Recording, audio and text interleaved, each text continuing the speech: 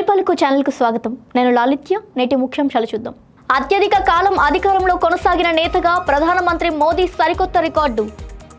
లోక్సభలో ప్రధాని మోదీ కీలక ప్రకటనలు. మధ్యప్రాచ్య ఉద్రిక్తతలపై స్పష్టత. ఓటముల నుంచే పాఠాలు నేర్చుకున్న వ్యాపారానికి రాజకీయాలకు బ్యాలెన్స్ అవసరం. చంద్రబాబు ప్రసంగం. ఉద్యోగాలే ప్రధాన లక్ష్యం. విశాఖ స్టీల్ ప్రాజెక్టుపై నారా లోకేష్ కీలక వ్యాఖ్యలు. ప్రభుత్వ ఆసుపత్రుల్లో మందుల ధరలు తగ్గించాలి. గుత్తా సుఖేందర్ సూచనలు. తెలంగాణలో ధాన్యం కొనుగోళ్ల జోరు. రైతులకు బోనస్ హామీ. హోర్డింగ్స్ ద్వారానే నిరసనలు. సీఎంకు వినూత్న విజ్ఞప్తి.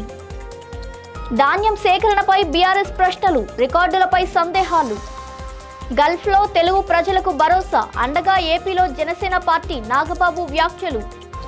మచిలీపట్నం జిల్లా కోర్టుకు బాంబు బెదిరింపు. భద్రతా చర్యలు మరింత కట్టుదిట్టం. గుడివాడలో తిరిగి యాక్టివ్ అయిన కొడాలి నాని. 2029లో జగన్ సీఎం అవడం ఖాయం. ఉత్తరాఖండ్ను ముందంజలో నిలపాలనేదే లక్ష్యం. సీఎం ధామి వ్యాఖ్యలు. వెస్ట్ ఆసియా సంక్షోభంపై లోక్సభలో మోదీ మాట్లాడాలని ప్రియాంక గాంధీ డిమాండ్. ఢిల్లీ బడ్జెట్కు శ్రీకారం. అభివృద్ధి వేగం పెరుగుతుందన్న సీఎం రేఖా గుప్తా. ఉగ్రవాదంపై కఠిన చర్యలు. బాధిత కుటుంబాలకు ఉద్యోగాలు. మనోజ్ సిన్హా వ్యాఖ్యలు. దేశ ప్రధాని నరేంద్ర మోదీ అరుదైన రికార్డు సృష్టించారు. గుజరాత్ ముఖ్యమంత్రిగా ప్రారంభమై ప్రధానమంత్రిగా కొనసాగుతూ మొత్తం 8,931 రోజుల పాటు అధికారంలో ఉన్నారు.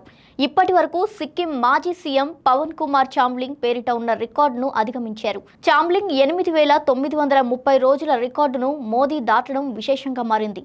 కేంద్ర మంత్రులు, ఎన్డీఏ నేతలు మోదీ సేవలను ప్రశంసించారు.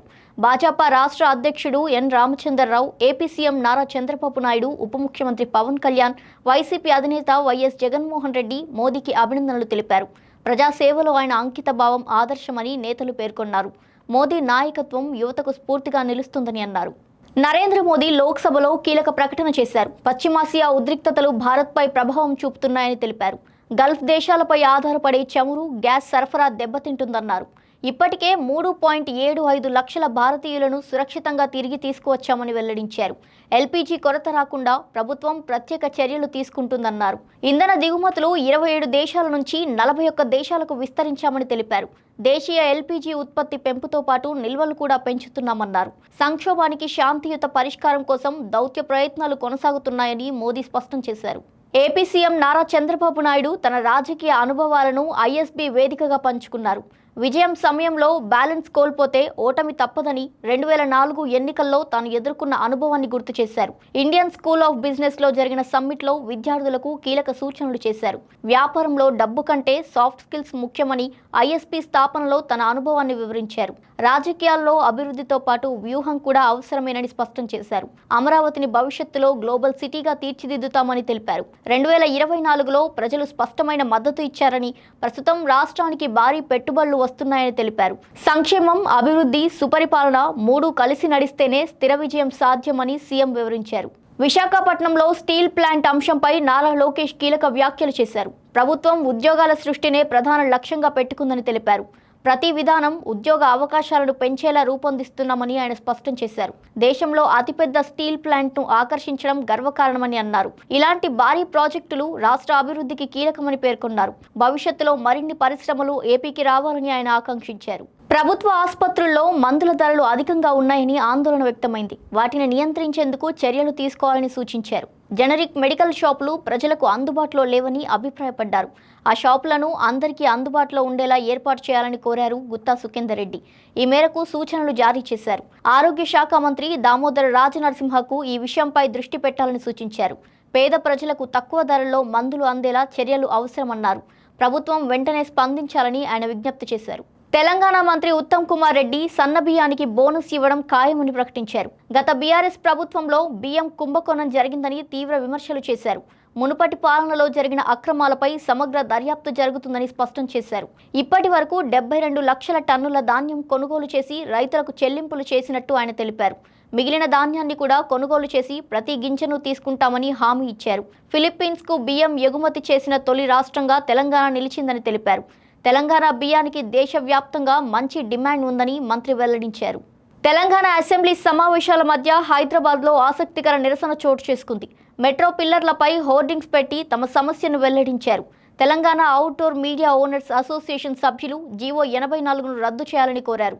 సీఎం రేవంత్ రెడ్డికి నేరుగా హోర్డింగ్స్ ద్వారానే విజ్ఞప్తి చేశారు. సేవ్ హోర్డింగ్స్, సేవ్ 1,00,000 మంది అంటూ తమ గోడును తెలియజేశారు. జీవో 84 వల్ల తమ పరిశ్రమ తీవ్రంగా దెబ్బతింటుందని ఆవేదన వ్యక్తం చేశారు. 1,00,000 మందికి పైగా ఉపాధి ప్రమాదంలో పడిందని హెచ్చరించారు. ప్రభుత్వ దృష్టిని ఆకర్షించేందుకు ఈ వినూత్న పద్ధతిని ఎంచుకోవడం ప్రస్తుతం చర్చనీయాంశంగా మారింది. ధాన్యం సేకరణపై ప్రభుత్వంపై బీఆర్ఎస్ విమర్శలు గుప్పించింది. BRS MLA Palla Rajeshwar Reddy record సేకరణ అన్న ప్రభుత్వ వాదనను ప్రశ్నించారు. గత ప్రభుత్వంలోనే అత్యధికంగా ధాన్యం సేకరణ జరిగిందని తెలిపారు. 2019-20 సంవత్సరంలో 111 లక్షల టన్నులు, 2020-21లో 141 లక్షల టన్నులు సేకరించారని వివరించారు. 2021-22, 22-23 కూడా భారీ స్థాయిలోనే కొనుగోళ్లు జరిగినట్టు గుర్తు చేశారు. ప్రస్తుతం మాత్రం 95 నుంచి 100 లక్షల టన్నుల మధ్య సేకరణ జరిగిందని తెలిపారు. గతంతో పోలిస్తే తక్కువగా ఉన్న రికార్డు అంటూ చెప్పడం సరికాదని విమర్శించారు. ప్రభుత్వం చెప్పే రికార్డు మాటపై స్పష్టత ఇవ్వాలని ఆయన డిమాండ్ చేశారు. అమెరికా, ఇరాన్ ఉద్రిక్తతల నేపథ్యంలో గల్ఫ్ దేశాల్లో ఉన్న తెలుగు ప్రజలకు ఎమ్మెల్సీ నాగబాబు భరోసా ఇచ్చారు. ఏ విధమైన ఆపద వచ్చినా జనసేన పార్టీ, ఆంధ్రప్రదేశ్ కూటమి ప్రభుత్వం అండగా ఉంటుందని, వారు ఆందోళన చెందకుండా ధైర్యంగా ఉండాలని తెలిపారు. గత ఆదివారం టీడ్కో చైర్మన్ వేములపాటి అజయ్ కుమార్ నేతృత్వంలో వర్చువల్ సమావేశం నిర్వహించారు. Saudi Arabia, UAE, Qatar, Kuwait, Oman, Bahrain దేశాల్లో తెలుగు ప్రజల భద్రత, ఆరోగ్యం, ఆర్థిక పరిస్థితులు పరిశీలించారు. అత్యవసర సందర్భాల్లో పార్టీ, రాష్ట్ర ప్రభుత్వం సాయం అందిస్తుందని స్పష్టం చేశారు. తెలుగు ప్రజలు ఏ పరిస్థితులనైనా ధైర్యంగా ఎదుర్కోవాలని, శాంతి భద్రతల్లో ఉండాలని ఆకాంక్షించారు నాగబాబు. కృష్ణా జిల్లా మచిలీపట్నం కోర్టు ప్రాంతంలో భయాందోళన సృష్టించే బాంబు బెదిరింపు మెయిల్ వచ్చింది. జిల్లా కోర్టు ప్రధాన న్యాయమూర్తికి ఈమెయిల్ రావడంతో దుండగులు బెదిరించినట్టు గుర్తించారు. సిబ్బంది వెంటనే అప్రమత్తమై పోలీసులకు సమాచారం అందించారు. డాగ్ స్క్వాడ్, బాంబ్ స్క్వాడ్ బృందాలు సంఘటనా స్థలానికి చేరుకొని విస్తృత తనిఖీలు నిర్వహించాయి. భద్రత కారణంగా కోర్టు ప్రాంగణంలోకి ప్రజలను అనుమతించలేదు. అనుమానాస్పద వస్తువుల కోసం వివిధ కోణాల నుంచి పరిశీలించారు. జడ్జి ఫిర్యాదుతో పోలీసులు సక్రమమైన చర్యలు చేపట్టారు. ప్రస్తుత పరిస్థితి మరింత భద్రతా ఏర్పాట్లతో పర్యవేక్షణలో ఉంది. ఏపీ రాజకీయ వాతావరణం ఆసక్తికరంగా మారుతోంది. కూటమి నేతలు వైసీపీపై కొత్త వ్యూహాలను అమలు చేస్తున్నారు. మాజీ సీఎం వైఎస్ జగన్మోహన్ రెడ్డి వచ్చే నెల నుంచి కొత్త కార్యాచరణను ప్రారంభించేందుకు సిద్ధమవుతున్నారు. వైసీపీ మాజీ మంత్రి కొడాలి నాని గుడివాడలో తిరిగి రాజకీయంగా యాక్టివ్ అవుతూ కీలక వ్యాఖ్యలు చేశారు.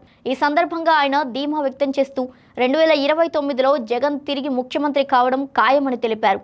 వైఎస్ ఫ్యామిలీ ఆస్తుల వివాదంలో తన సొంత ఆస్తిలో చెల్లికి వాటా ఇచ్చారని, జగన్ మానవత్వం ఉన్న నాయకుడని కొడాలి నాని కొనియాడారు. తిరుమల లడ్డూ ప్రసాదం, రుణమాఫీ హామీల విషయంలో కూటమి మోసాలను నాని విమర్శించారు. కూటమి ఏ ప్రయత్నాలు చేసినా జగన్ను అడ్డుకునే సామర్థ్యం 2029లో లేదని, ప్రజల విశ్వాసం వైఎస్ జగన్ వైపే ఉందని ఆయన స్పష్టం చేశారు. ఉత్తరాఖండ్ సీఎం పుష్కర్ సింగ్ ధామీ తన పాలన ప్రారంభ దశను గుర్తు చేసుకున్నారు. 2021లో బాధ్యతలు స్వీకరించినప్పుడు ఎన్నో సవాళ్లు ఎదురయ్యాయని తెలిపారు.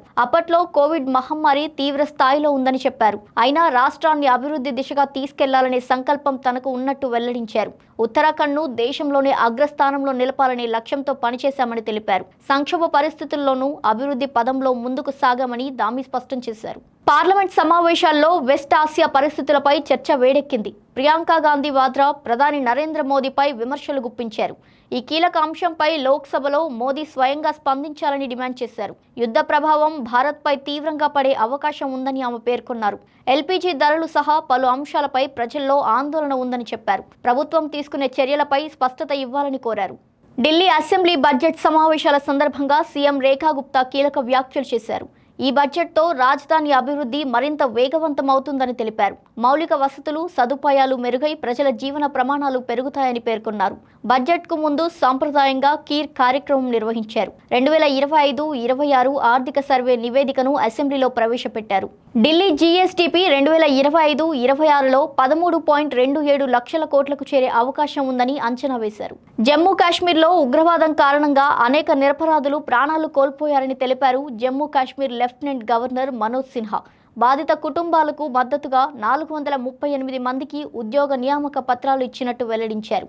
ఇటీవల విడుదలైన దురంధర్ 2 సందర్భంలో కూడా స్పందించారు. ఉగ్రవాదంతో సంబంధాలు ఉన్న వారిని ప్రభుత్వ వ్యవస్థ నుంచి తొలగించే చర్యలు కొనసాగుతున్నాయని తెలిపారు. భద్రతా బలగాలు ఉగ్రవాద నిర్మూలనకు కృషి చేస్తున్నాయని స్పష్టం చేశారు. జమ్మూ కాశ్మీర్ పోలీసులు, ఆర్మీ, సిఏపీఎఫ్ బలగాలు సమన్వయంతో పనిచేస్తున్నాయని తెలిపారు. ఉగ్రవాద వ్యవస్థను పూర్తిగా నిర్మూలించడమే లక్ష్యంగా చర్యలు కొనసాగుతున్నాయని ఆయన వెల్లడించారు. ఇవి వాల్టి బులెటిన్ డీటెయిల్స్. మరో బులెటిన్తో మళ్ళీ కలుద్దాం. చూస్తూనే ఉండండి తొలి పలుకు న్యూస్.